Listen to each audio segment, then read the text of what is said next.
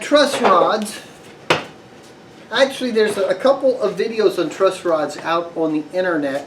One was put up by my friend Brian Kimsey, and he gives a very good in-depth discussion of all the different truss rods that he's familiar with. What I want to do is just basically explain the mechanics of what is happening. So, if you have, and work with me, pretend that this is a fretted fingerboard, and we have this one here. The natural push, or I should say the pull of the strings, is going to cause this neck to bow like this.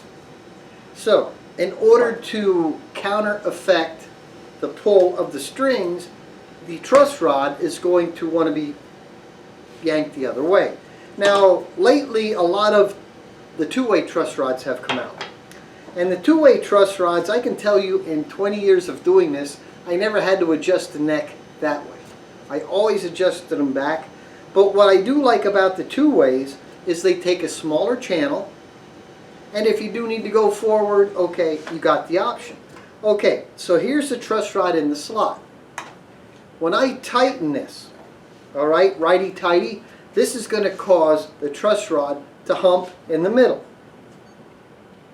Now it doesn't take much, but you see that? And that was only on a quarter of a turn. So, as you're pulling with the string tension, this is going to counteract that, and that's kind of working the opposite way. The neck wants to go this way, truss rod goes that way, and that's going to control what we call relief. Now, we're going to talk a little bit more in another video, but this is what I want you to understand. When you're adjusting, you're going to just be adjusting the bend, this to that. That's all that the truss rod is doing. The truss rod has nothing to do with your neck angle. So if you assume that that is what it does not. So I just want you to understand that when you make that adjustment of the truss rod, you're just counteracting the opposite effect from the pressure of the strings.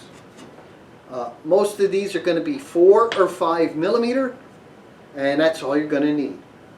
If you have a T-bar or a non-adjustable neck, they will either be circa Martin, ebony, T-bar, and square tube. And what you have to do there is play with the different tang thicknesses. All of these slots are approximately 23 thousandths wide. Your fret is going to be anywhere from 19.5 thousandths to 25 thousandths. They have a barb, and even on the 19.5, it's still going to come up at about 32 thousandths. So it will have a certain amount of back relief.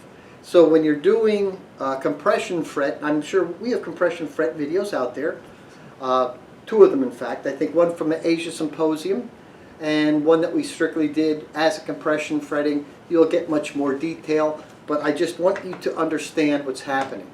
Now, yes, if you have a forward bowed neck and your neck relief is out of kilter, it's going to show action height higher than it should be. So you may assume, because I've lowered that or tightened the neck, that it changed the neck angle, when in reality it's just went from this to this. So that will have a secondary effect on your action height. So don't assume if your action height is bad, you need a neck set.